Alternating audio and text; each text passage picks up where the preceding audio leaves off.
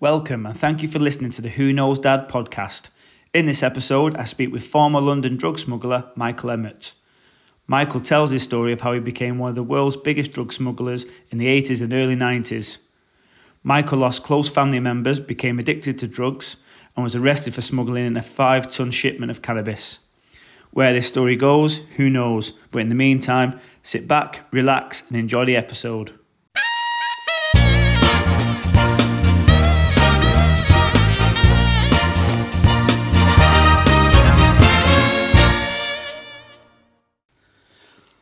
Let's go, and today's episode we've got Michael Emmett. How are you doing, Michael? I'm okay, thank you, Martin. How are you? I'm super. I'm very, very well. Travelled down from Manchester to come here, and thank you very much for kindly hosting the episode. You're more than welcome. I reached out to you, and you was very kind enough to respond to me straight away, so that's very much appreciated, and hopefully we'll have a good chat. You've got a very interesting story, and obviously you done some crazy stuff in the early days, and we'll dig deep into the things that you're looking at doing now and going forward. So, bless you. So I want to start off with an icebreaker. I should have mentioned this before, but something I always want to do with a guest is for us to both feel at ease and have a good chat. Yeah. And I want to ask you a couple of icebreakers, okay? Go for so it. If you was on a desert island, Michael, what 3 items would you have with you? Well, funny enough, I've been asked this question before. But as technology's changed, I was asked this question in a course I was doing, and it was to do with a church. So one of the answers were, and it would still remain with me today, is the Bible. So the Bible to me is not a religious book that I find in a church. The lessons of life in that Bible are extremely comforting, and I believe it is a book of power. That might be a bit off-putting for people, but that's my shout. Yeah. The other thing would be, the other thing on a desert island, maybe a barbecue so I could cook. And I was going to say a pretty girl then, but that don't sit in with the Bible. I'd say I'd say a laptop. A laptop, yeah. You can always look pictures at really good women, can't you? You need to fulfil that need in some way. So, no, that's perfect. My second question would be, what is the best piece of advice anybody's ever given to you? The best piece of advice anyone's ever given to me, and I've struggled with it most of my life, is keep your mouth shut. Gets you far in life, doesn't it? I think it does. One of my problems was my waggling tongue, but keep your mouth shut. Do you know what? I think the most kindest thing to give a message to today is for people to be kind to themselves so they can be kind to other people. That's a good message. That's a really good message. I think that's important, isn't it? Very much so. You know, kindness goes a long way. We don't take it for weakness. It's a value, kindness. Yeah, absolutely. It's a value. And the last one, and I when I say drink, I know you don't drink, so but this could be anything. So if you had one more meal you could ever eat, what would it be, and what drink would you wash the meal down with? So, I mean, I'm a foodie. Yeah. Yeah. So if it was my last meal, I mean, it's a traditional London dish called pie mash and liquor, but I wouldn't think my last meal. I don't eat it a lot so much now because of health reasons. Yeah. But I'd say my most favourite meal is a Chinese, but a good Chinese. Yeah. That would be my last meal, a lovely Chinese dinner. Perfect. And any choice of drink, what would it be? Well, I haven't drunk for 26 years, but I don't want to sound too what's the name? I used to love champagne. Yeah.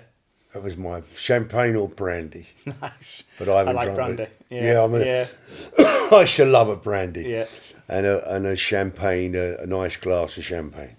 Drink the brandy. Did you used to drink it neat or? Yeah, I used to drink champagne. Not always. I used to drink beer as well, but they were my favourite. But brandy was always a late night drink for me because I had a terrible cocaine problem. Yeah. So brandy would always be a leveller for me. Yeah. Or after dinner. So, I'm hungry and thirsty speaking about it. I'm a foodie myself, which, I mean, the camera always adds £10 onto it anyway, so that's my excuse.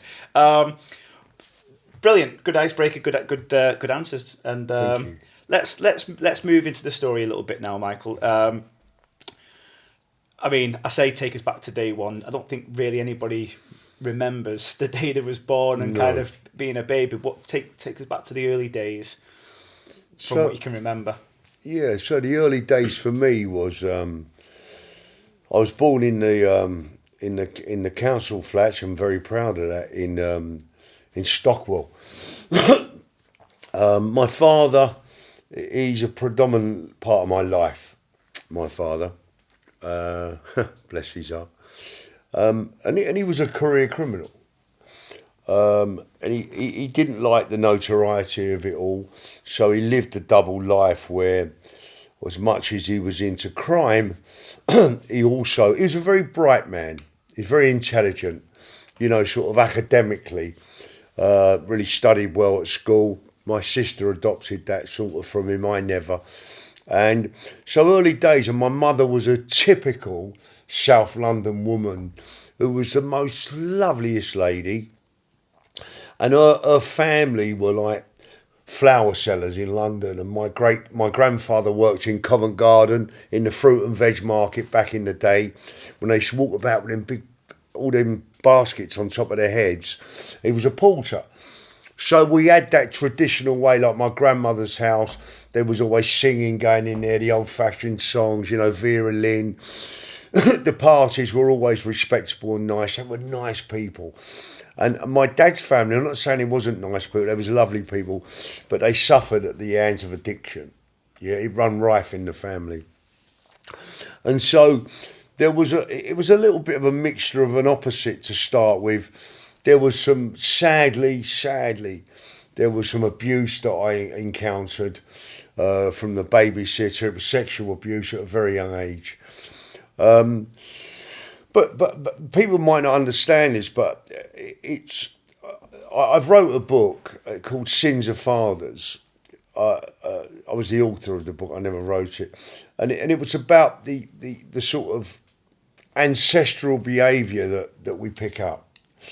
And I feel that there was something going on wrong with me mentally at a very young age. I sort of disconnected at a very young age. But I think that the abuse, I wouldn't say it was, full on, but I wouldn't, if it was one of my children, I wouldn't like them to be exposed to it. It was more than doctors and nurses. And I think those things had an effect on my life where at a very early age, I had big rage problems and I used to struggle at school. But my family life was full of love. My mother and my father, they were dedicated to us. My father has had 4 marriages and 7 children, and we was the second marriage. He married Mother Jean. He had 3 children from his previous marriage, and then 3 with us, and then my sister later on in life. And so it was a fun time. We'd always go on holiday. We'd always be doing things of a Sunday. We'd go fishing up at Clapham Common. So it was a lot of fun, and my mother's family lived opposite. So there was always good stuff that was going on. But at a very young age, I realise now, looking back, that I become very dysfunctional. So a good supportive family then, isn't it? Not just your mum and dad, but you obviously got a wide network of siblings and things like that. And I mean, I suppose the house was a little bit crazy, needless to say. Yeah. I mean, my dad owned I say he was a club owner. He weren't like Stringfellas or anything like that. Well, back in the day in London, there was a thing called drinking clubs, and they was for the sort of, they can call them undesirables. I don't think they're undesirables, but it was for the sort of wayward people. And not wayward people, but let's say the naughty people. Yeah. So he had a drinking club in Balham, and so there was alcohol in the house quite a lot, but nothing bad. And there was always parties going on. And I remember that we used to have this bar in the front room with 3 optics on the wall. So the smell of booze, I mean, I used to love it. A smelly ashtray and a bottle of gin or whatever, like, you know. And I'd always look for the glasses that my mum had left that she'd been drinking out of, because I used to find her lipstick on the top. And it doesn't sound great in nowadays, but it wasn't bad. Yeah. There was a party every now and again. And the house was always full of my mum's sisters or my dad's family, cousins. You know, there was always something going on. It was a happy house.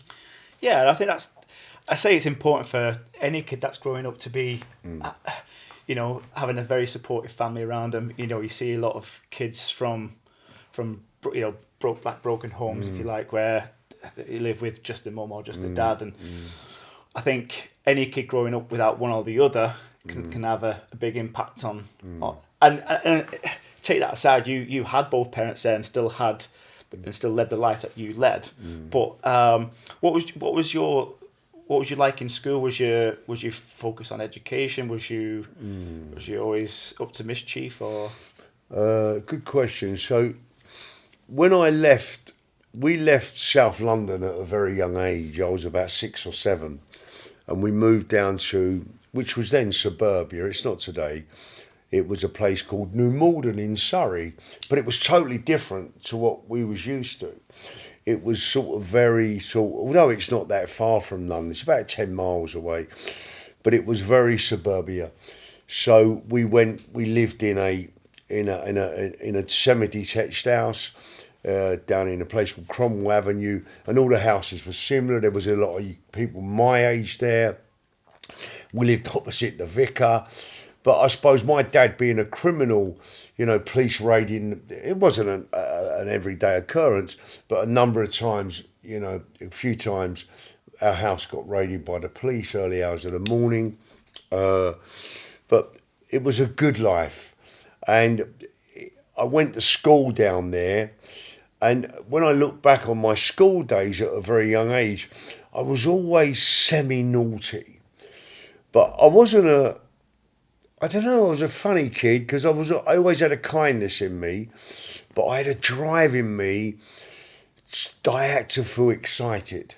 I had to be doing some things, like I started stealing at a very young age, to my dad's dismay. I remember breaking in, I was only 10, I remember breaking into the shop, and it was a corner shop across the road from my school, and I stole a crate of oranges. My dad went up alarming. And we lived near the Girl Guides hut and the Boy Scouts hut. And it was all new to me, this stuff. You know, it was very, very fresh, and you could smell people's gardens with their burning of the leaves. And I hadn't been used to that. And I couldn't concentrate in school at all. But I was good at sport. But I never sort of pushed that. I wish I'd have done a bit more. So I was above average swimmer, runner, football, and then when I went to my secondary school, I got into rugby. But I just could not connect with schoolwork. I mean, obviously, I want to dance, but I just couldn't concentrate. Yeah, is that so? When you couldn't concentrate in those school settings, what was there something that you had your mind on that you thought education wasn't going to play a factor in your later life, or was it? Did you think sport might play a part in your life where you thought you'd give some focus to that? I'm not sure really, because at that age, I'm not sure if I could filter what was important at that particular time. But my sister, she's a school teacher, and my younger brother, they were grade A students, like A levels and O levels. But I used to, I don't know, in school I was always just being naughty, but not bad, but I was always messing about. I was always in trouble. I got in a lot of trouble at my secondary school. I got arrested a couple of times. But I used to love sport, but I feel that they term it as mental illness, yeah? And it's become very sort of a niche word over the last sort of COVID and things like. People was frightened of it. I mean, I had a schizophrenic uncle on my mother's side. He was the most loveliest man. So I got brought up with schizophrenia. My dad's side, there was a lot of emotional, spiritual debris. So I had all that going on, and I seemed to cop for a lot of it. Me, I'm glad I did, and my brother and sister never suffered like, because it was a very uncomfortable existence. It had its own faults, its own life, and I'm being serious with you. And I don't think it was anything the doctors could work out, but from a very early age, I believed it was and this might sound strange, but I'm just telling you my story. I believed there was a spiritual dysfunction. So I was wounded at the age of 6. Yeah, wounded I was. And when I went through this period, like I always had to be near my mother. I always felt safe with my mother. I found a diary of my dad's here the other month in 1963, and I was 6 or 7, and every day he wrote about me, how much he loved me, and I should be with him. So I've got this dad as well, this sort of, and I used to spend a lot of time going out with my dad in the car, going to it because he used to sell cars and lorries, and I would always be with my father, and he always had a nice car. But my dad taught us not to be ostentatious. He would never waste money, my father. I was a waster of money. So the school life, what I enjoyed about school was my sports life. And I could have been a lot better than I was. I had natural ability, but I lived in here.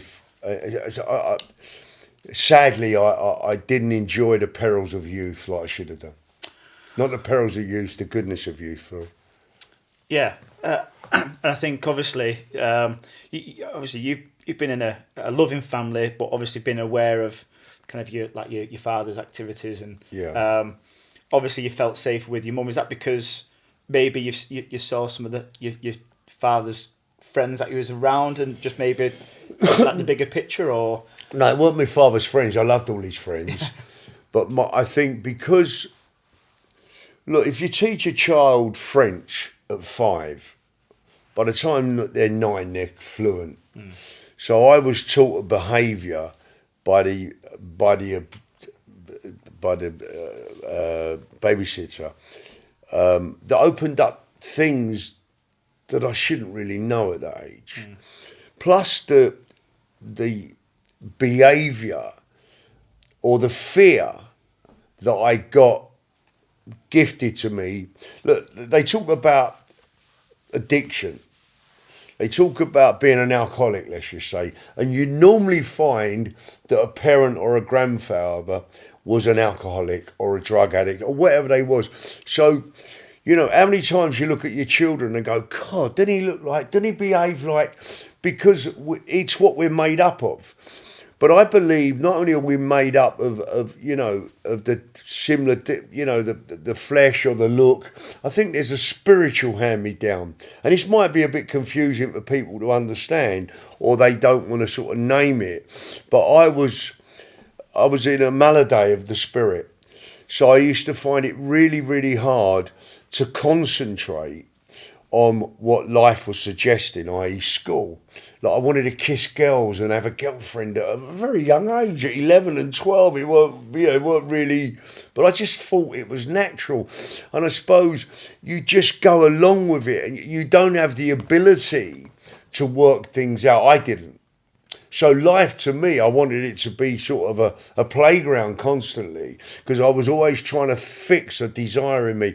But being naughty became a very natural thing for me. I mean, at the age of 11, we had a Woolworths up in the little town we lived in, and I didn't have to go and steal things. But I used to go and get my mum used to have this big shawl, and I used to, no one taught me how to do this. You know, my dad didn't show me criminal life, but I went into the Woolworths and I used to nick all the mascara and lipstick and all that stuff, take some home to my mum, and then going to give it to these 2 little girls that I fancied. 11, it wasn't organised crime. It was just, I don't know, then I got in trouble for fighting. But the things that I loved, what I really, really loved, was my rugby and my football. I loved it. that was a part of my life. I mean, I went out to Canada to play I went out there for representing Kingston and Surrey, and I went out to Canada when I was 13 to Ontario and played in this football team for Surrey, Kingston, and they were great times. But I even remember travelling from Canada and arriving in this place, and the people I was staying with, they'd come to stay with me in the UK. It was their team came over and stayed here, and then we went back over there. And their parents had split up, and I couldn't stay with a boy that I knew, and they put me in this other place, and I was in this house with these two young children and a mum and dad, and I remember waking up the first morning there thinking, I want to go home. I want to see my mum. So it was always in me. It was and I wasn't a mummy's boy, or maybe I was, but there was this desire that I wanted someone. I didn't want people to know what was going on inside for me. Yeah. But I learned to live with this disability. I don't have it today. But it hampered me all of my life. So even the good times, I really found hard to enjoy. And, you know, I just couldn't connect with what I should. And I always had friends, and I was always, but I don't know, I think I was lost from day dot. Do you see that as like I mean, there's nothing you can do about that situation now because that time's gone. But when you look back on those things, do you feel a certain way towards? Obviously, you were saying about you know, not being in the right headspace and not enjoying the moments in that moment. Because I think being a kid growing up is quite an important time to enjoy yourself. It's massive. That's where your development and growth is. You've hit the nail right on the peak, head there. You know, so. I mean, obviously, sport. I think sport for me it's been a big part of my life. You know, it helps you when you're playing sport. You don't think of anything else. But take us back to the first. So obviously, you did a little bit of sort of shoplifting, sort of like the petty type crimes. You mentioned when you was in high school, you got arrested. Did you get arrested actually in the grounds of the high schools? So no, you just in high school at that time, but it was all my friends from school, and we got arrested. I started to get in trouble because everything was daring. Like we had a guest speaker come to a place called Wimbledon, and our guest speaker that year was a guy called Lord Longford, who campaigned for Myra Hindley. I didn't understand all that at that particular time. And it was bonfire night. And I remember us sitting, and my headmaster, he wanted our school to be a grammar school, but we weren't. It was comprehensive. And we used to wear caps, and he wanted us to be great at rugby, which was very good actually for a local school.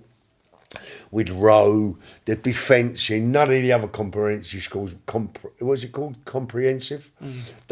So he was geared up, but there was a few scallywags in there, and I gravitated to that sort of, the scallywags. Yeah. And I got arrested. I never got arrested. I got in trouble. The police come, they didn't know it was. We'd let a few fireworks off, and one of the platforms had been caught on fire, and it was like, wow. And then I got in trouble for fighting.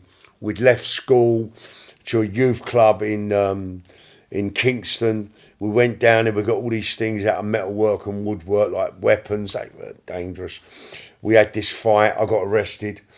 My dad come and got me. He was livid, my father. He'd found out I'd smoking cigarettes.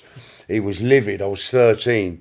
But he was really adamant that I wasn't going to get in trouble. He was adamant that his son wasn't going to be a criminal.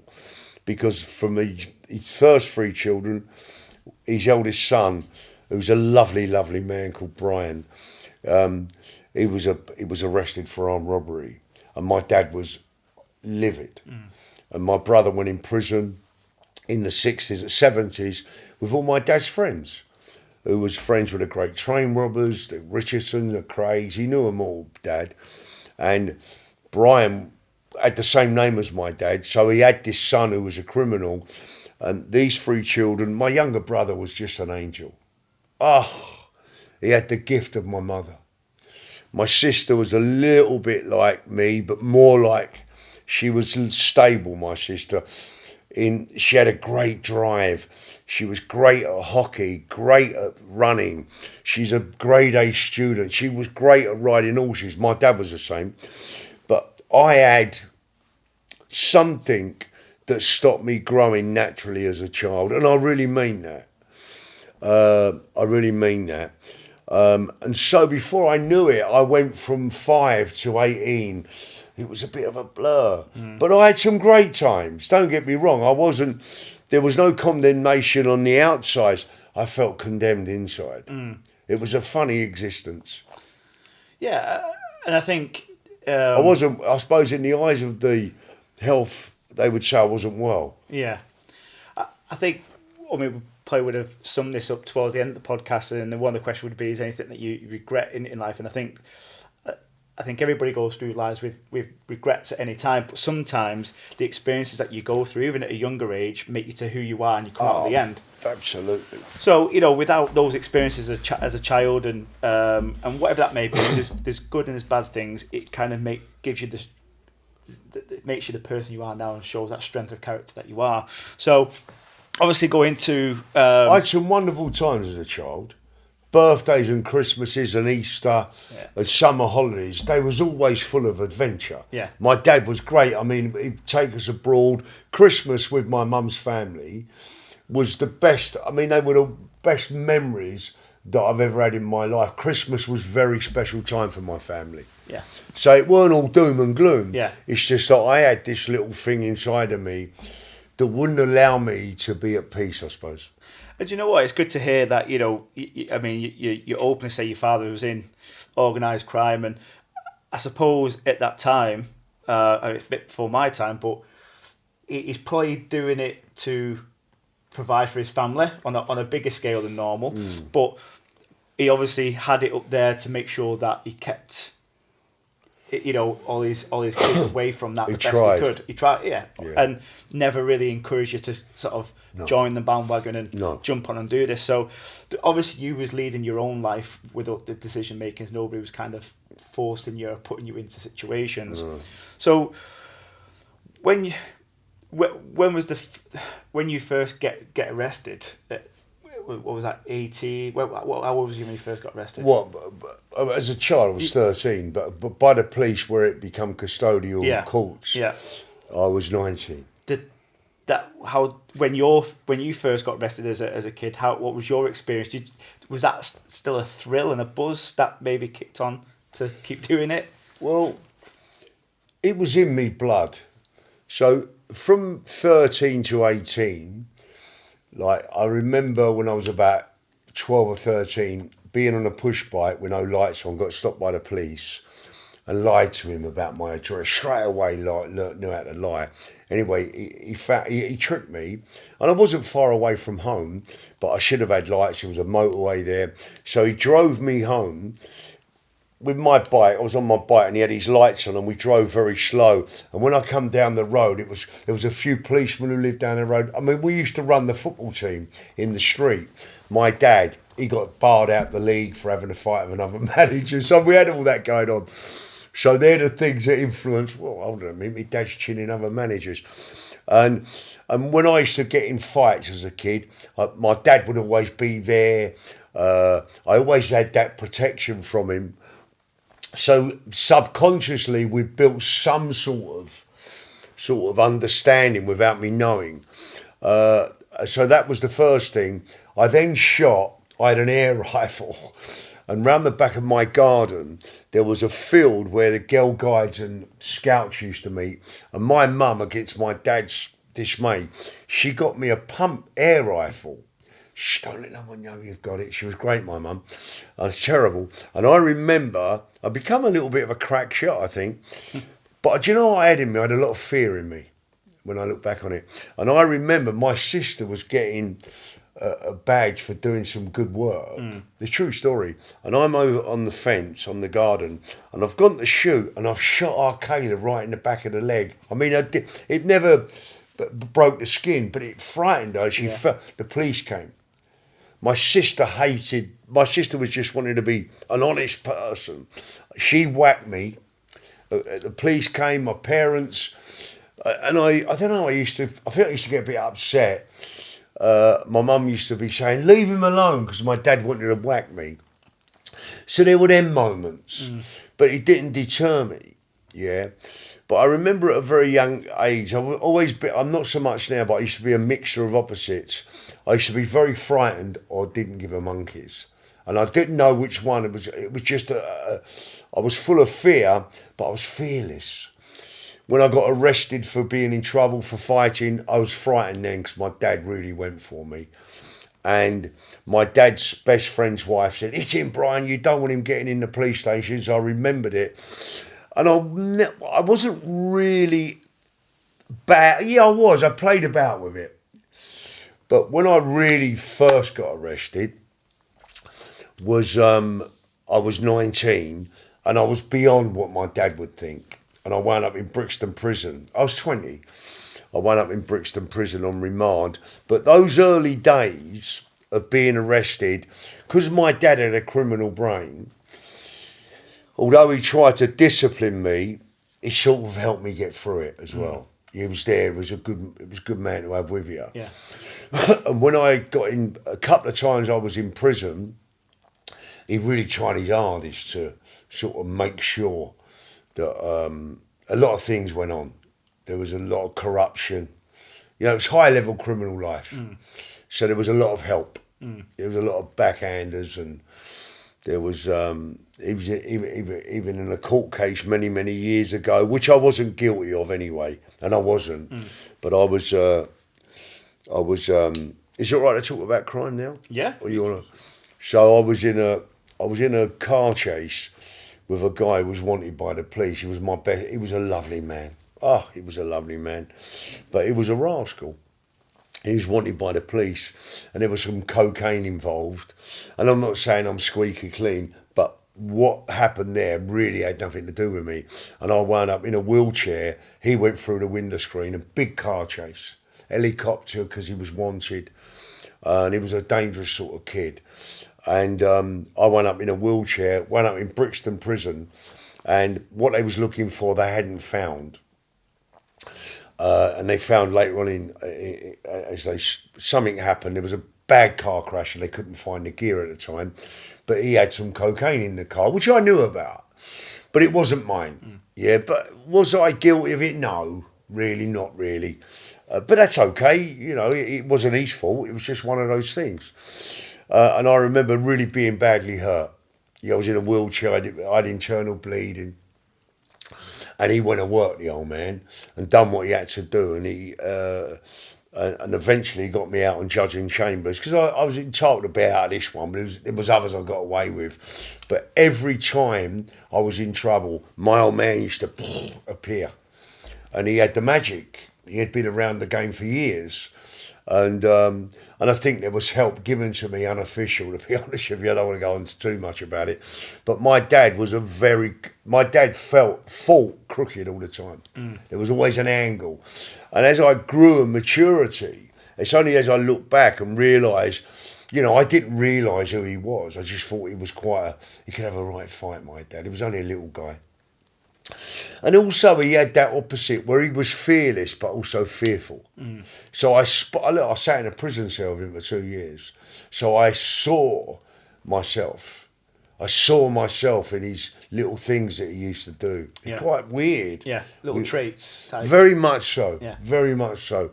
And but he was a very, very protective father. I mean, I got in a lot of bad trouble from 20 to 24. Violence and things like that.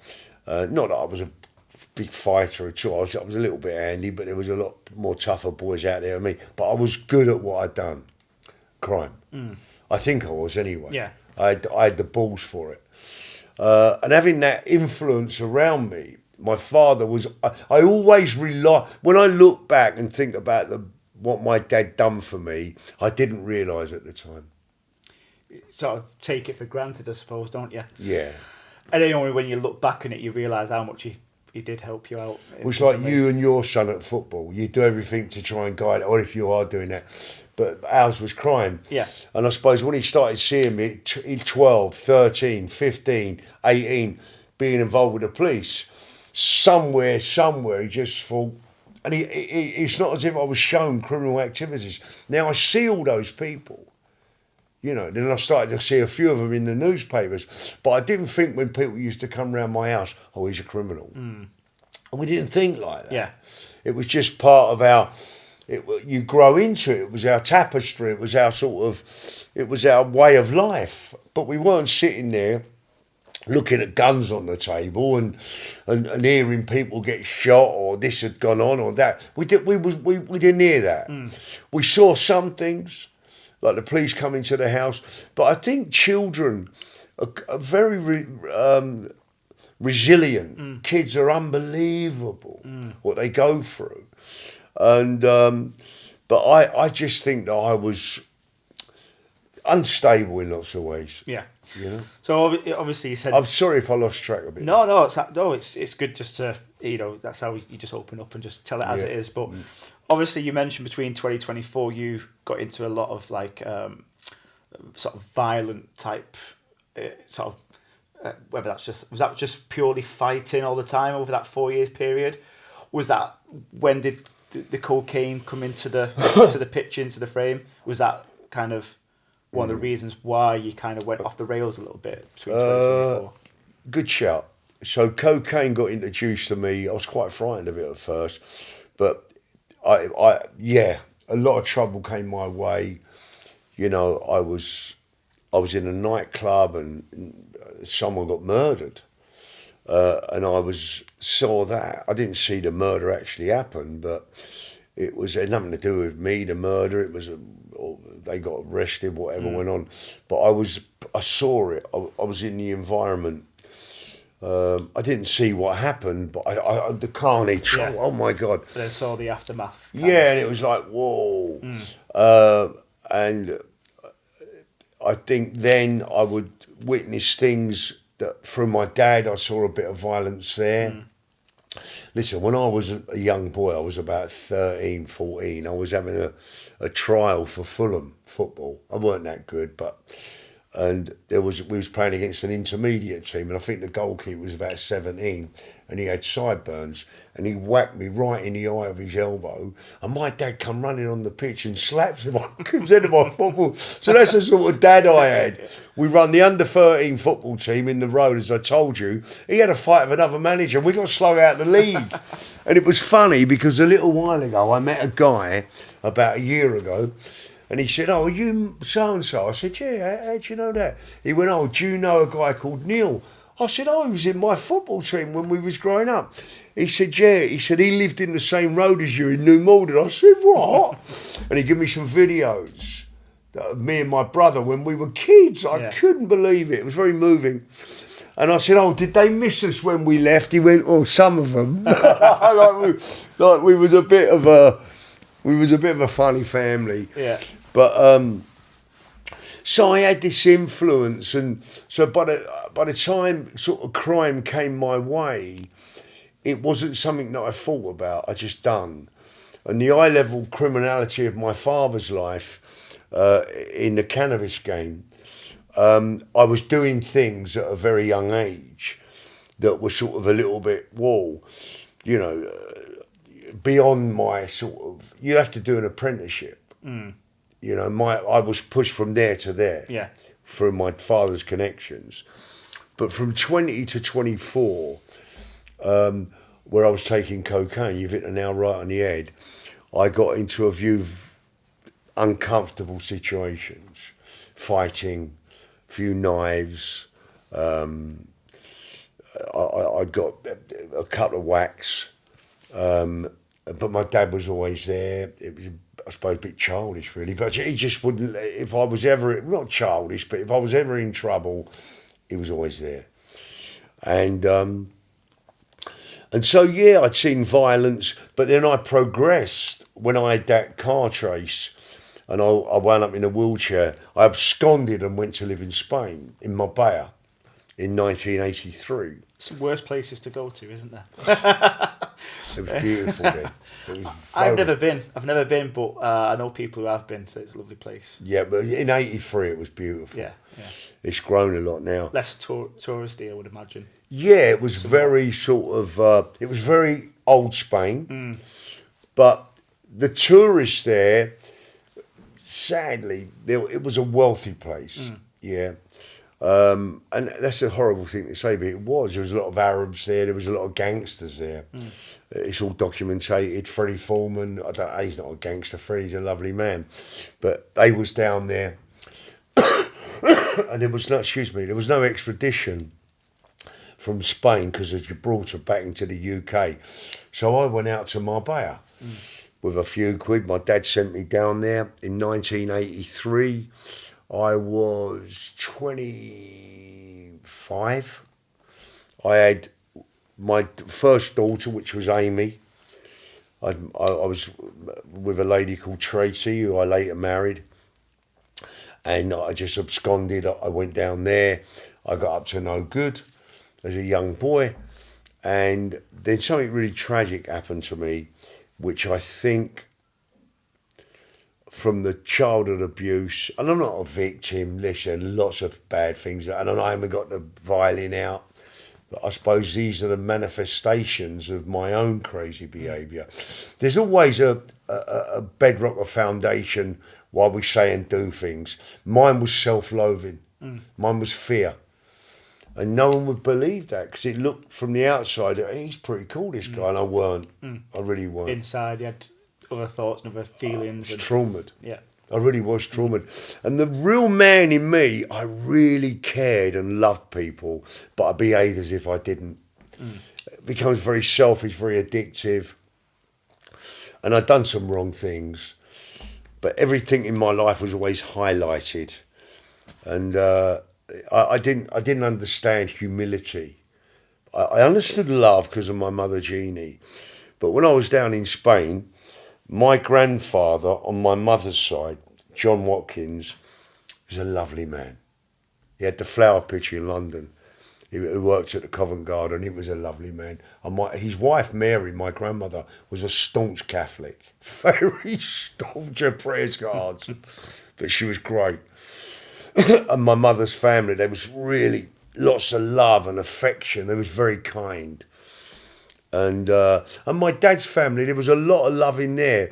But because I know about this ancestral stuff, they was a damaged family, not because they chose to be. It was their lot. It was their spiritual makeup.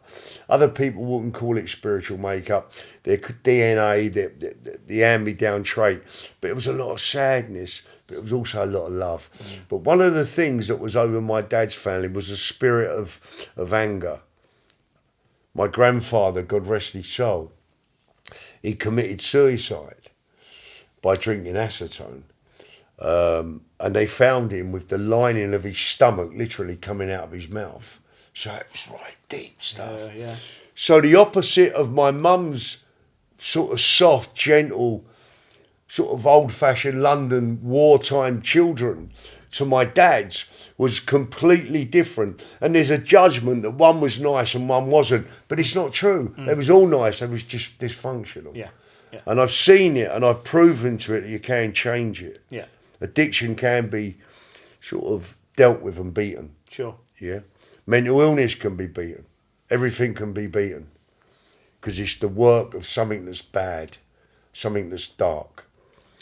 Whether people understand that or not, I don't know. But from 20 to 24 I was down in Spain. My brother came. I was wanted by the police in London for being involved with a car crash with the guy what I mentioned earlier. And my grandfather John, my mother's father, who I mentioned, was dying of cancer. And I loved him.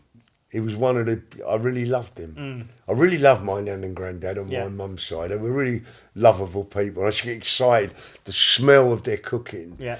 They were great times. And they were straight, hard-working people, costermongers, flour pit, worked in the meat market. They worked in the shoe shops. They were just nice, hard-working people, and lots of love and fun, lovely singing and songs, and everything was lovely. Christmases, as I mentioned, don't want to bore you. But he was dying, and my brother, my younger brother Martin, who was, I don't exaggerate when I say this, he was one of the nicest people I've ever met in my life. He was beautiful, he was. And, sorry, he was, I was in Spain. My mother said, go and sit with your brother, just in case anything happens to Grandad. And the night before this terrible thing happened, we was in Porto Banús with one of the great train robbers, Charlie Wilson, who was a associate friend of my father's. And there was all that crowd. And we used cocaine. My brother wasn't really into cocaine. I got attached to it. And even then I was sort of lost. I started to feel really lost again. And we had words, sadly, and about my dad. My dad was started seeing another woman. So it was his third marriage he went into. And my brother was deeply upset, as I was, because the unit of me, Brian and Jean, my parents, Karen and Martin, was a very strong unit, because when we got moved out to New Malden and Epsom, we were sort of isolated. Not isolated, but we had to live our life together, yeah? And that's what we done. Mm. It was a very sort of driven sort of family life. And we had a nice house in Epsom. It wasn't ostentatious, but it was perfect. And my dad could afford that from his straight living, yeah? My dad was a very unusual criminal. He really was. There was no signs of criminality in his life. Mm. He wouldn't have a deer watch on or a big car. Yeah. He was in his garden, planting his tomatoes, enjoying what my mum bought something special to my dad. She bought the love that she understood. Mm. And it helped my dad with his own mental health issues. Yeah. And my brother came out, we'd had words, we'd had cocaine. He left the apartment at 2:00 in the morning. And I got in the car and followed him. And I gave him the car. And he drove to Malaga Airport, sadly. And he went underneath a lorry and it killed him stone dead. Tragic. It was tragic. His girlfriend was 3 or 4 months pregnant at the time. He never met his son. His son's a wonderful boy. Mm. And she gave birth to this wonderful child. And it was tragic. So when he died, it blew me away. It really took me to a completely different dimension. The child abuse, the insanity of me growing up. And then this, it was compacted into the 21st 4 years of my life. Mm. And I really went off the rails. And it broke my heart. And my mother's father, who was a very beautiful man, and my brother, who was another beautiful man, died within 2 days of each other. So she buried her son and her dad on the same day, my mum. It's tragic, you know. I mean, losing anybody at any time is tragic for various reasons. It doesn't have to be tragic circumstances, but losing 2 dear people in close proximity is unimaginable, because I know people even now in their 30s who haven't lost anybody, and that's fantastic. Yes. You know, and long may that continue. Amen. But some people are not as fortunate, and you know, it's part of the life cycle. But you know, having to go through that so much tragedy in in a very short space of time is, I can only imagine how difficult that is.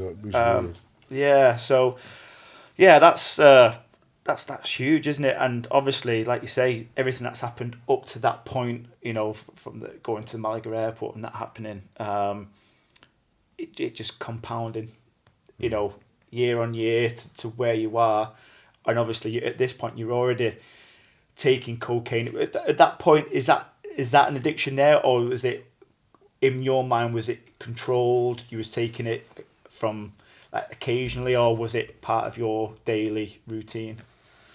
Yeah. prior to me getting arrested in that situation I mentioned in the car, I started to live with a lady who was a wonderful lady. She was a lot older than me, beautiful woman. She was a model and all that. And we sort of got into coke together. And I went from not understanding coke to having a full addiction over the last... I think we're born addicts. We just add different substances to it. Could be food, could be whatever. And but this was extremely strong cocaine. I was way out of my league, but I got involved. And we was what they call crack, was called freebase. It was sort of sexual. It was... She was a glam girl. I suppose they called me a toy boy. But she was a beautiful soul. Yeah. She was dysfunctional as well. She's a leading therapist today. She's wonderful. She's done very well for herself. Great lady, and highly recommend her. So I'd had that 8 months. My dad went mad, trying to get me out the flat, and I was gone. I was gone. For bloody hell, I came out there, just managed to get out after 9 months. I went in there about a healthy 16 stone. I come out there about 12. I was all right. And so I got back on track very quickly. I met Tracy. I'd had a child. I got arrested for that car chase. I'm in Spain. Martin dies. And the cocaine, although it was bad with her for 8 months, I used to take it, but I thought I was controlling it. But I was very sick, yeah. And then when I came back from Spain, when my brother died, I went to court over what I was arrested for, got 3 not guilties, and only got 18 months. I was looking at about a 7 or 8 year sentence. But I must admit, it was just desserts that I never got it that time. It was a lot other times I should have done. Yeah. But law of averages always catches up with you. But cocaine became a real thing for me. And then ecstasy. That was about 86, 87. And it was when I first started on my sort of trail of destruction. I think they call it a sabotage sword. Stuff had happened way beyond me financially, emotionally, spiritually. Deaths, business, this big... my father and Joe Parr, he was another hood. There was an illegal gambling club in Shepherd's Market called a Steering Wheel Club, and it was run by the American Mafia. For facts, that's a fact. My dad and Joe knew that mob out there, Joe Pagano and all that. It's crazy. And I used to go up there and give them their coke. Yeah, I used to serve them a bit of trouble. But it wasn't business, it was like recreational, but I used to get a few quid out of it. Yeah. So the old man was always sending me play when he knew that I was a naughty boy, and it fitted right up my street. But it was all illegal gambling, there was all weapons there, it was all... I don't know if it was show, but it was like watching the TV, you know what I mean? All had lovely suits on, had the little caps on, what the bookmaker wear. It was great. Yeah. It was a card school going on. So I had that going on as well. So all of a sudden, this influence of life that I'd had, then being wanted by the police, Martin dying, my grandfather dying, you just carry on. You try to carry on. And sadly, at that particular time, I went to prison, come home out of prison, and I started seeing a lady that I shouldn't have done. I really shouldn't have done. It was my wife's and we were very close friends. And I started seeing this girl. She's a beautiful girl, but she wasn't mine to be involved with. And I think I had a breakdown, an emotional breakdown. And that went on for a number of years, and my poor wife suffered, friends suffered, community suffered. I think I had this sort of breakdown. And I went, after a while, my dad had been arrested, and he was on the Cat A prisoner in the Scrubs. That was, I think, 98. It was a get-up charge. There was no no big evidence, but they just wanted my dad and Joe, big time, the authorities. And they got out of that, quite rightly so. And when he came out, he realised that the operation that had been running for about 9 years had now come on top. Had been told, behave yourself. So Joe Pyle, I don't know if you know who Joe Pyle is. I don't know. He was a reputable sort of hood, as they say. He went his way. He got arrested. He got fitted up by the police. Don't kid yourself that there's no corruption at these levels, because they're worse than we are, and I mean that. It's still to this day as well. Bad Yeah, stuff. I mean, a lot of stuff that's been in the news. And that's just the Metropolitan Police. That's just here. You've got the rest of the country. If it's happening in one establishment, it's happening everywhere else, isn't it? Look around the world at politicians. Yeah, absolutely. But in all fairness, there is some. Call it good coppers who are just doing the job and doing the thing and will do things. Yeah, by the book. I get that. But there will be. But let's not kid ourselves. There's a lot of people just in any job, in any ways of life. There's always people that don't abide by the rules, and some bend them, some break them. Absolutely. And it's like anything. I don't come from a world that's been involved in crime into any scale. So maybe a little bit harder for me to understand. But there'll be some things that you get away with, some things that you get caught for, and it's genuinely go fair cop. That's it. There you go. And there'll be times where generally you get punished for things that you haven't done. Absolutely. Now, whether that balances itself out overall and you kind of just accept it once you've come out of that and you've reformed, and you go, do you know what? It is what it is. Absolutely. I don't complain. You know what I mean? It is what it is.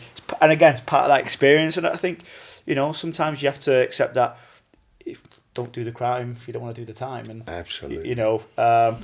As long as people don't, as long as there's no complaints, and like you say, you've got no complaints. It is what it is. It's all fair game. So it is. In some ways, when you play not necessarily yourself, but anybody who's involved in crime and get away with something, it's like it's one up, isn't it? It's one up.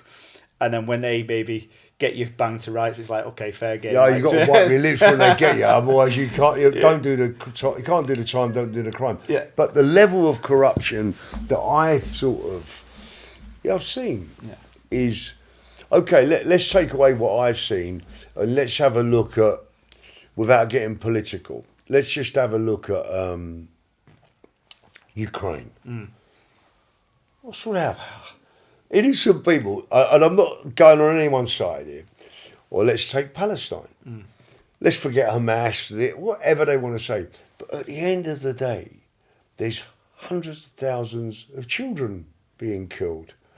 But that doesn't seem to matter. What seems to matter is power and greed. And if you go back, look, and I don't want to get all too political, but go back to Henry VIII. Bless Henry.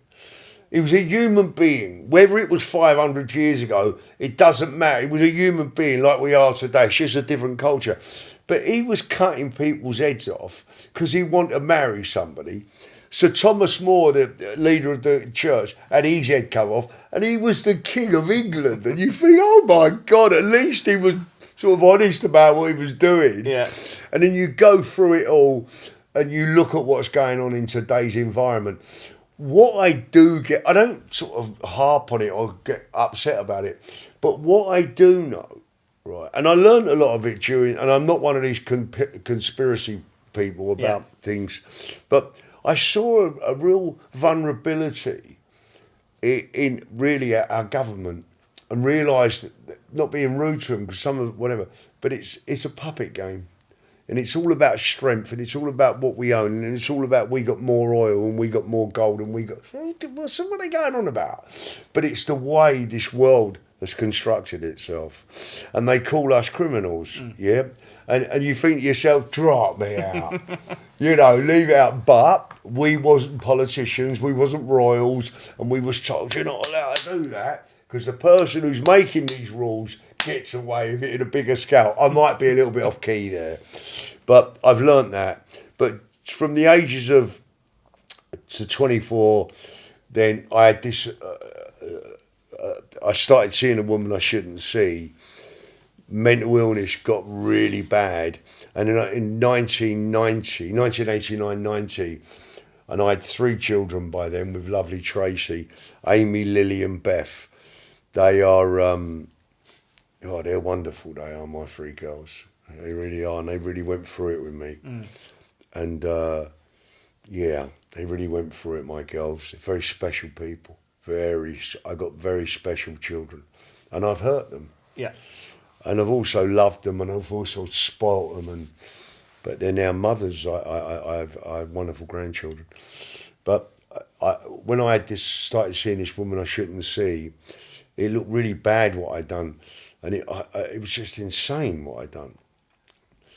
And it hurt a lot of people. It takes 2 to tango, but it hurt a lot of other people. And when I went out to live in Spain again in the 80s, 90s, end of the 90s, I went out sort of having to leave England. But immediately I was over there and I started to get better. And I went back to work, and I met another girl who I later married. She was an Italian girl. She had a restaurant down in southern Spain. And that's where I really started to take this job seriously. And that was in 1989 to 93. And I got myself in a lot of trouble. But I thought that would have been it. I got arrested for 5 ton of cannabis. And I was actively involved with connections from my father that were sort of massive door openings. But because me and my dad, I think, had this dysfunctional behaviour, it prevented us sort of enjoying what we was doing. And I don't know if you're allowed to enjoy it, but when I look back on it and think about it, they were tough times, but it did create who we was. And listen, we had some fun as well. But the reason I work today with charitable people, organisations, trying to get people better, not because I've got anything magical, it's because of how sick I was. I was very unwell. And there's no excuses for what I'd done. I'm not looking for any excuses. But I was extremely unwell. You wouldn't hear a lot of these criminals saying that. They'd have to, they'd want to, I shot it. And I'm not against anybody. But my story's true. And I'm not insane today. I'm not sleeping around no more, sadly. And they was all lovely women. They wasn't bad women. I've learnt the hard way. I really have. I've learnt the hard way. And, yeah. I mean, they say the strongest people, you have to be weak to come out the other end as a strong person. I think there's loads of people, many people have got a fairly weak, whether that's through insecurities or just emotionally unstable or wherever it may be. I think that's most people out there. There's not many people that would admit it, certainly men. So... And like you say about the charities that you're working with now, it's not because you're this fantastic expert and you've got degrees, you've been to university and you've got all the qualifications. It's because what beats the qualification is the life experience. Absolutely. And you know that the place that you was in and to where you are now, there's, no matter how bad you feel in that moment, there is opportunity at the end of that. There is a better life at the end of that. So when I went to prison, I was arrested for this last thing, and it was quite dramatic. I'd worked my apprenticeship up to this big thing where I was arrested by armed police, right? Chaos in a place called Bideford in North Devon, where we'd attempted to bring in 5 ton of cannabis. There was all these fishermen arrested. I was arrested. I wasn't there when they got arrested. I was arrested half an hour later. And it was an intense... They said that we'd tried to do it 9 months previous, alleged. So it was a real crime activity going on. When I got arrested, this is the truth, there was a... And it's not me glorifying crime here, but this is what happened. I was in a car with two other people. We went near where the boat was because there'd been something. We realised something had gone wrong, or we thought there was a communication problem. We drove over to the quayside, stupidly really, and there was everywhere. Armed officers, night sights, lights, screaming our names out. On the East Quay, I think, or North Quay, or West Quay, one of the quays, in Bideford, in a place called Westwood Hoe. And when I got out of the car, I'll just tell you a quick analogy of me. 5 months prior to this, I was in a place meeting with some people about buying some cannabis. And they were quite tough guys. And you're not meant to try the cannabis. And I did. And I got stoned. And a little mouse ran out underneath the curtain. And I really got frightened. I went, oh my God, oh my God. And they went, what? Hey, what's wrong? I said, there's a mouse. And they all went, and? Like, this big guy's buying, why is he frightened of mice? Which I find quite comical. 5 months later, I've got a gun being pointed at me, and I'm on the quayside, and they're screaming at me, and I did not that I'm not frightened of guns, I didn't give a monkeys. I was looking for my way out. I sort of took control with this big mouth I've got. And they was pistol whipping one guy, or whacking him, whatever. The other guy fainted, he was in trouble, this other guy. Not fainted, he fell over. And then when they got me, I think there was a sense that I was this gangster. I'm not. I'm a frightened kid. An opposite. But at that moment, the fearless character was around. And I didn't give a shit. Excuse my French. And eventually they whacked me to the floor. And he pointed a gun at me. And he said, a penny for your thoughts. And I was looking up in the sky. And it was the 7th of November. And it was a blistery night. Clouds, moon, cloud, blah, blah, all that going on. And he said, a penny for your thoughts. And all I could think about was my 3 children. And I had a tear come out of my eye. So he's seen this man, bit frit of me they was. And I'm not going to hurt anybody. I didn't have the ability to shoot one of them. That's not what I do. And, but I was in danger and I was trying to find a way out. But the gun didn't deter me. None of it did deter me. And he said, a penny for your thoughts. I said, my 3 children. And a tear came out of my eye. And I don't think he could believe it. I said, just leave me alone, mate. And he walked away. I was handcuffed. And I often remember that. From the guy who was frightened of the mouse, to the guy who didn't give a monkeys, to the guy who got emotionally about his children. So I was this complete mixture of, there was nothing, the equilibrium wasn't cool. It wasn't stable. It was always looking for this high, this addiction.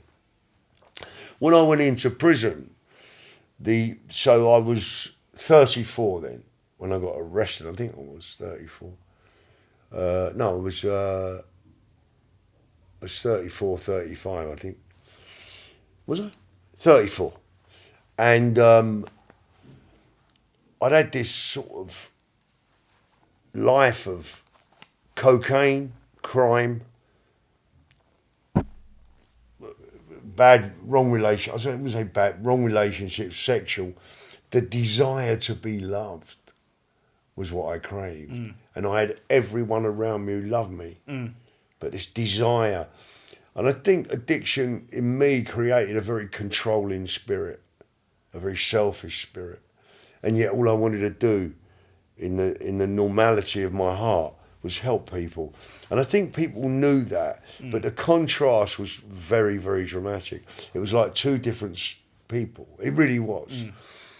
And so when I was in prison, and, you know, I'm arrested for this big ego thing and all things like that, and my dad and this, and I just wasn't right. The soul had been so hurt and damaged, and obviously it contributed to hurting other people, which is not right. I don't care who you are, what you are, it's not right. But, you know, Father, they know not what they do. And I was governed by something that helped me believe in God more.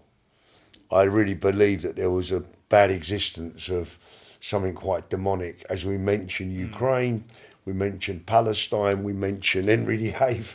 That thing that drove me was not nice. And it turned on me as well. And I couldn't maintain it no more because I was trying to use drugs. And I had a life-changing experience in prison for me. It was life-changing. I'm not saying it helped me tremendously at first. It's taken me a long time to achieve the benefits of faith. But I had a very sort of powerful experience in prison, in the chapel. So when I was in, when I left England and I went to Spain, I met a young girl called Daniela. When I went to Spain, I met a young girl called Daniela. It was one of those chance meetings. I'd come out of this sort of emotional darkness over me having a relationship with that girl that I shouldn't have done. And I went out there. Dad introduced me to this work. This lady came into my life. It was incredible. She was like Mother Teresa, she was. And we fell in love, you know. I felt bad because I had 3 children with Tracy, although Tracy and I had split up. And I went with this lady because she made me feel sort of a bit different. It wasn't driven by drugs or sex. It was driven by companionship. And she was wonderful. And it wasn't a long relationship. We was together for about, I don't know, I suppose with the prison sentence, we was together for about 2 or 3 years. Because she supported me the first part of the prison sentence. And we got married, yeah? And then I got arrested, and it really broke her heart. She had a compassion, not for me or the money or the Michael, for my brokenness. She really saw it. And I don't know, it was a miracle. She was a wonderful human being.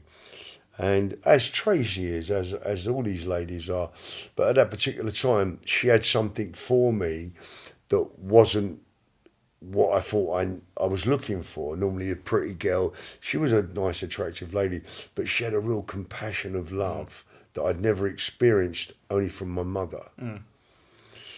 And her father had a sort of infamous restaurant out in Marbella where everyone used to go to. All the stars, all the villains, all the football players.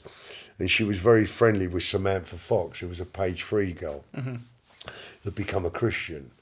Now, I'm not looking for Christianity, although I used to pray. One of the things with all the villains I used to work with, I'd say, right, everyone's got to swear hand up to God. So if we were to hand up to God, damn, and all my mates used to go, oh, here he goes, hand up to God. So I always had this God influence in my life. But I believe God was a punishing God. Yeah. And I don't want to get too depth in religion and trying to convert, because that's not what I'm about. If you want to hear that, it's another story, my faith, but I'll touch on it. So she was determined to get me out of prison somehow. And she went to see Sam, and Sam had become a Christian at a church in Knightsbridge. And it was the home of a Christian course called Alpha. And, you know, I'm doing all right, mate. You know, I don't mind God, but born again Christian, please, please, I couldn't bear it. And so there was a thing what happened in Canada. And I don't want to get too deep into this because it might confuse people, but it was revival. Something's revived, and they say it was the spirit of love, kindness, and God. And that was happening in a place called Toronto. And there was a guy who'd went out there who was a local church, had a local church near the prison I was in. So you've got the man in the church gone out to Canada, and you've got Daniela, talking to Samantha Fox, and she takes her to this church in Knightsbridge that was also influenced by what went on in Canada. So you got the Canadian thing touching the church here, and the church that is near my prison, which is in Exeter, he was touched by it as well. And he believed that God wanted to do something in the prisons. And he was told about a prison with a moat round it. Yeah. And I was in that prison. Yeah. And he found it, and he came to the prison, and he spoke to the chaplain, and he came in, and we got introduced to him. But I'm not looking for that, right? I'm using the chapel to get me drugs in, me puff, and to make a phone call, right?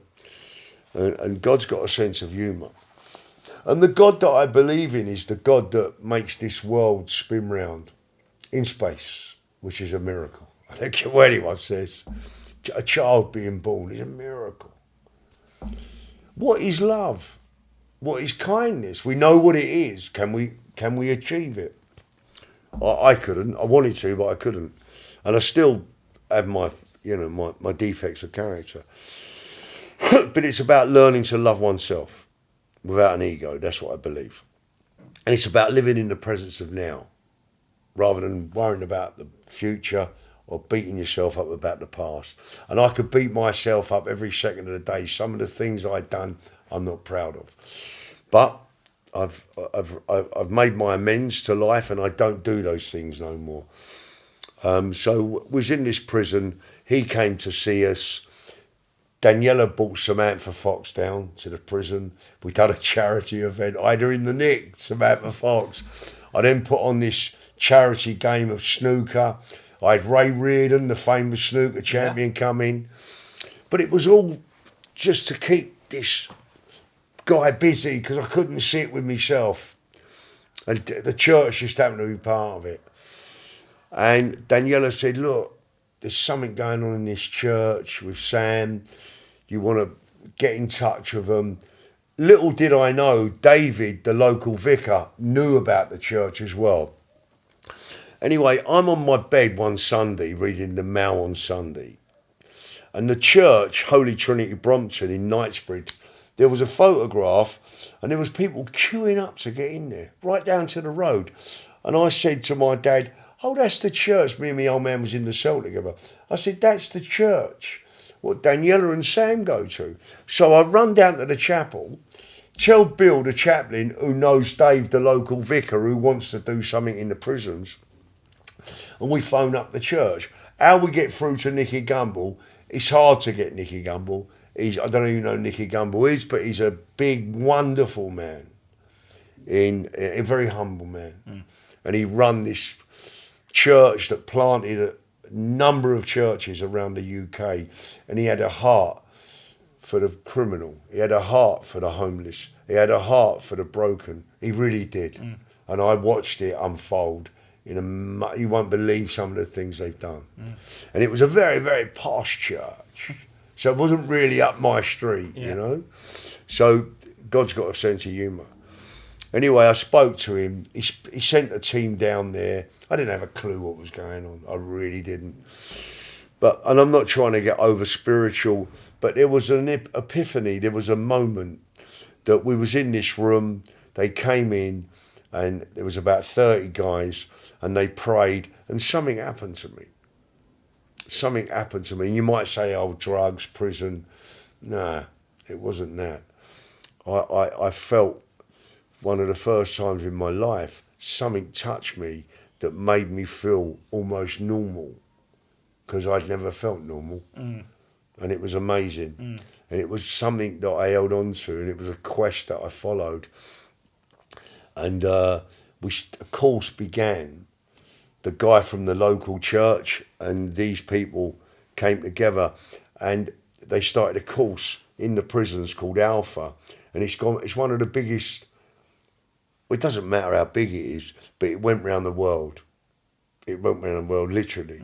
And a lot of men and women found hope. And the terminology saved, but let's come away from that. it done a lot of good to people in prison. Yeah. A lot of people found faith. And I continued. Now I'm going through the prisons. Everyone knows me. What? You become a Christian? Oh, he's doing it for his parole. He's doing it because of this. I was doing it to feel that pain that I'd felt since I was 6. You know, when the pain erodes your brain and you're not even allowed to have time to think kindly or be at peace, it's not very nice. And I tried to fix myself just to feel sane, and yet the things I fixed myself on was totally insane. It didn't make sense. And when I started to read the Bible and saw that everyone in that Bible was a murderer, a sex addict, an alcoholic, a prostitute, they was like me. And I thought, oh. Now, whether people think it's fictional or fact, that ain't nothing to do with me. They find out for themselves. But the Bible and the church don't represent what I used to think it does. It's a very powerful message. But because it's Jesus and Christmas and Easter, they go, oh, what are you talking about? Jesus was a powerful boy. Now, whether you believe he's the Son of God or not, there's evidence that he was born. There was evidence that he was crucified. A horrific death. Horrific death. He was a tough boy. A warrior. But it's not looked upon, oh, you're weak, you're a Christian. So that goes over the top of my head now. And so we was in prison, it was tough. People were going, what do you mean, you're born again Christian? I went through my sentence following this. And, but I enjoyed it because I found something in it. And I stopped using cannabis immediately. I came out of prison, I had a right result. I was doing 12 and a half years. And I had a right result in the appeal courts. It went well for me. Yeah. And I came home after about just under 5 years. And I thought, because I had a big fine, which that got sorted, otherwise do another 3 or 6 years or whatever. So it looked like I was doing 18 years, do 9 or 10. I thought I'd be home after 10 years. I got home under 5, which was a result for me. Definitely. Right, it was a right result. And I came home. And I proceeded to try to be a Christian, but I wasn't well enough. I didn't understand it. That's why I know there's an enemy out there lurking, spiritual enemy. And I relapsed on cocaine, and like a fool, I had another situation come towards me with a woman again. It was a lovely lady. And I ventured into that addiction that began, or whether it's an addiction or a desire, a dysfunctional, bad thing, with a very, very dear friend of mine's wife. And it was heartbreaking. So all the goodness that I tried to achieve, it smashed me to the floor. And it was wrong what I'd done, and it was bad, and it cost a lot of love, a lot of kindness, and it was a business that we had. It was a business we had, and that sort of I had to walk away from that, and it slaughtered my wife and my children. And by this time, I divorced Daniela, the Italian girl, because of the prison sentence, and I went back and I married Tracy, the mother of my children, but that didn't work. I had a child as a believer. I had a child with another lady, which again was not very tasteful. And I continued in my plight to think, what am I doing? It cost me everything. It cost me everything. And a lot of money was lost, businesses were lost. My old life came back to haunt me because I went and borrowed money in from my old life. People who trusted me, everyone stopped trusting me. And I would never do anything wrong like that with trust. But I suppose people thought I was very untrustworthy going out with my best friend's wife. It was awful. Bless his heart and bless her heart, you know. And it was a long time ago. And then I built up this sort of life again as a sort of Christian, recovering, crazy man. And I thought, we have to behave like that now. And it was a struggle for me. I wasn't myself because I was frightened of anyone seeing how uncomfortable I felt as a human being. And I had all the trappings, all the cars, all the homes, everything that you think would satisfy, but I wasn't satisfied. And I couldn't stop, and I hated it. My three children, I've got 4 daughters. My 3 girls from Tracy, they've just, over the last 15 years, give me, 8 grandchildren. And I got a chance again. Yes, you have, yeah. I got a chance again. And so I have a charity today. We help people coming out of prison. I've just been through 18 months of a health condition. I had lung cancer, which I've been that was another thing that sat me down. It never frightened me. I really have a strong faith in the God that I believe in. And I'm not trying to convert anyone. But I would like to say that for me, however we find the truth, we must search for it. Whatever anyone's truth is, that's up to the individual. But where let me just put this right. I think where I've got to in my life today at 65, and I don't feel 65. Age is but a number, son. Don't look for 65. Age is but a number. Is I feel for the first time, not the first time, it's been happening for the last couple of years. I met a lovely girl in the church, a lady from New Zealand, and we shared each other's life for 5 years. She had to go back because of her parents, but she taught me something about living in the presence of now, and just enjoying the moment. And she got, because she wasn't a tourist, but because she was from New Zealand, she wanted to visit everywhere, and she took me to places that I've been to for years, like the Tower of London,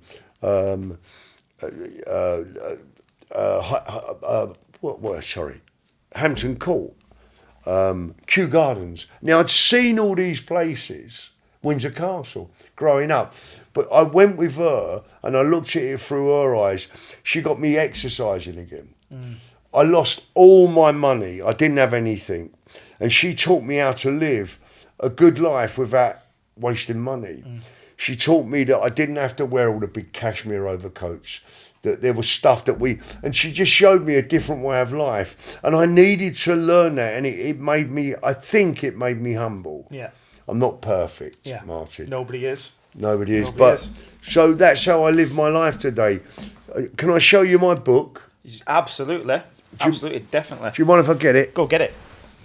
Right behind you's one, but there's one here. So this is the book, and if you'd like to take one afterwards, you can.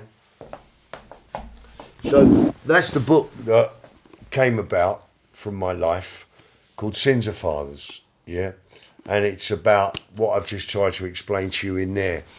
So that came out, that sort of went okay, went well. Then I got unwell with what was going on. But today I sit here and register that there's still things for me to do.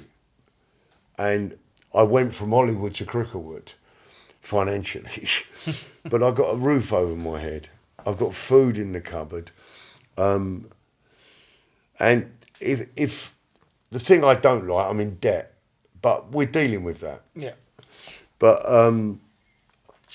I look forward to this next period of my life that I think is coming. I think we have periods of life where there's growth, maturity, family, growing up, your balls dropping, you learn to shave, you learn to get married, or whatever the life suggests. Yeah. But I think there's a period in my life that's calling me now to continue with what we're trying to achieve for the broken, for the prisoner, for the addicts. And I'm not trying to be a do-gooder, and I can only help them from my own experiences. But I just think the key that I've learned in this time of cancer is we must be kind to ourselves. enable us to be kind. There's a scripture in the Bible that says, love your neighbour. I used to hate my neighbours. I thought they'd be listening to what I was doing or watching me. But to love our neighbour is not just the person who lived next door to us. It's about loving humans, loving, being kind to, not only to broken people or to poor people. Because a lot of people with wealth out there are extremely broken. And I think it's understanding that we're not here for long. You know, we have to make something in our life worthwhile to hand down to the next generations. And I have 8 grandchildren and 4 daughters. And I pray that from all the heartache that I've caused them, not my grandchildren, my children, that hopefully they see the tide has turned, that they can benefit from what I'm trying to do today. And that is help the next Michael that comes around the corner who doesn't understand really what's going on. And that's something that I enjoy doing.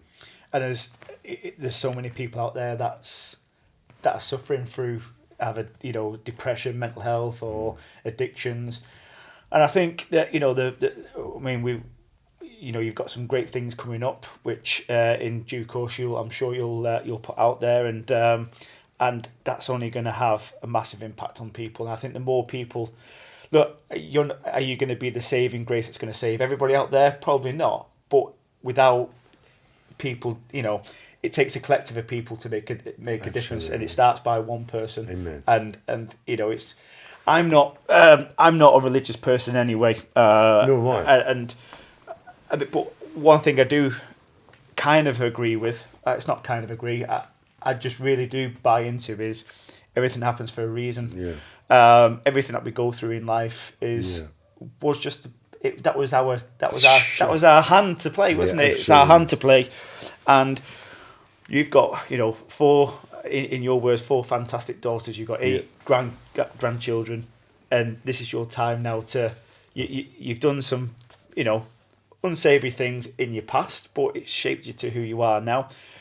And like you say, live for the present day, and you've got plenty of time, many years ahead of you to make even more great memories with your family. Absolutely. And with all the other things that you've got going on as well, your projects and things, you know, you've got another good... To be revealed, which I'm sure you must be chomping to put out there. God willing.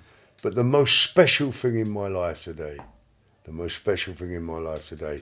is obviously my faith, but those wonderful 8 grandchildren and my daughters. Yeah. But they're all grown up now. Yeah. They're ladies, and they're my daughters. I adore them, but they're friends. But my 8 grandchildren, I'm glad I never had a son. Yeah. Because I didn't want to pass this stuff on. But I've got 6 grandsons and 2 granddaughters. And I don't want to run their lives or control their lives, but I want to be available, that they have someone to go to if they need someone who absolutely loves them unconditionally. Yeah. Because I'm not man. That's your job. Amen. And it's out of all the jobs out there, it's probably the most satisfying one. Give all your attention to them, and just see them grow up is Bless magic. You, I mean, I see that as a parent to my kids, and they get on my nerves a lot of the time. But you know, I wouldn't change them for the world, Absolutely. And I'm sure you wouldn't change your children or your grandchildren for that. So, is there anything you want to finish up on, Michael? Yeah, I want to finish up on you. Right. So I've never met you before. No. And I could see that you was determined on the phone, and I'm glad that you came up.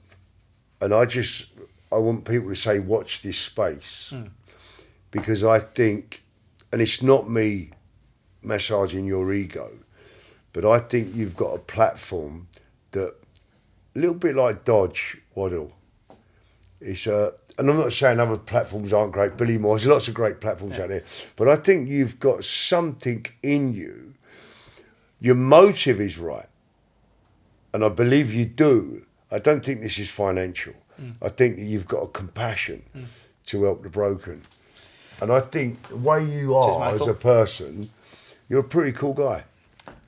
We all try in life, don't we? And I've enjoyed it, and I quite like the way you interview. Yeah, I've enjoyed your company, and like I say, I really appreciate you allowing us to do this in your environment as well. Because without that, we have nothing. And I really appreciate you sharing your story. And I know you've shared it a few times, and I'd imagine sometimes it could get a little bit repetitive. But yeah, it does a bit. But really appreciate just for coming back to me and giving me your time, and really appreciate it. And like I say, yeah, hopefully watch this space. That's kind of where I want it to be. But there's some great podcasts out there. Sean Attlewood, James English, Billy Moore. There's loads of them. Shout out to them all, yeah. Yeah, they're great for them. Yeah, absolutely. But it seems like there's a new generation coming through here, and I hope that you achieve your message. Yeah, it's a good message. And to be fair, the message isn't out there yet, and I would just like to take this time to sort of say what the message is, and it is, of course, for me personally, it's just an opportunity to speak to some wonderful characters who have got great stories to tell, and hopefully, long term would be that this would hopefully get into a position where I can help other people. I have my own. People that I want to help. I'm ex-forces. There's a lot of homeless forces people out there, but anybody that will be in any form of need, this is hopefully something that we can. Do you know? I mentioned Paul Cowley to you earlier, the vicar who got in trouble from Salford, where you're from. Yeah. He's ex-forces. Is that? Yeah. Do you know what? I mean, the forces. The forces network is quite they call it like a family. It's a brotherhood and things like that. But there's a lot of people. That is just one of many people who are, for ex-forces, they come out with nothing. You don't get given anything. A lot of people who go in at 18 years old, you go in a boy, come out a man. But once you've done your time in the services, you're kind of left to your own devices. Yeah. And a lot of people come out with nothing. A lot of people, you don't really save money in the forces because you just spend it on going out, drinking, holidays, clothes, cars, and then what do you have at the end of it? Nothing. So but that's just one area that I would like. That's one that's just close to my heart. But there's many more sectors and other people that we want to. Well, you're a football coach as well, so that must be a good influence to help youngsters. I hope so. Yeah. And hopefully, I don't know. Not that I'm completely reaching out to my football team and the boys to watch these things, but that's what it's all about, is making sure these stories are. It's not about to glamorise criminality. It's just that, but that is real life. These things do happen, and actually, just because you might get caught up in something or be led astray, or actually you've got your own destiny and you've chose to do that, it doesn't mean that you have to spend your whole life in that network, and there's actually a lot of good that can come out of things that go wrong. We all make mistakes. Absolutely. But we've got plenty of time to put mistakes right. So Michael, thank you very much for your time. I really appreciate it. Can I just say one other thing? Of course you can. I think one of the keys to progress in his life is forgiveness.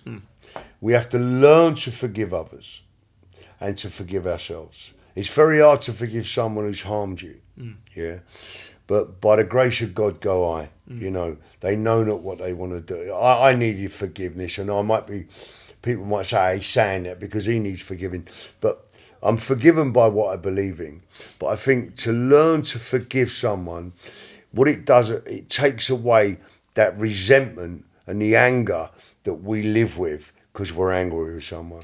It's best to deal with it, say your sorries, shake hands, not to forget, but forgiveness is key. And being kind to yourself, so you can be kind to other people. Martin, God bless you. In your words, Michael, amen to that. Amen to that. Bless you, brother. Thank you. All the best. God bless you. Cheers.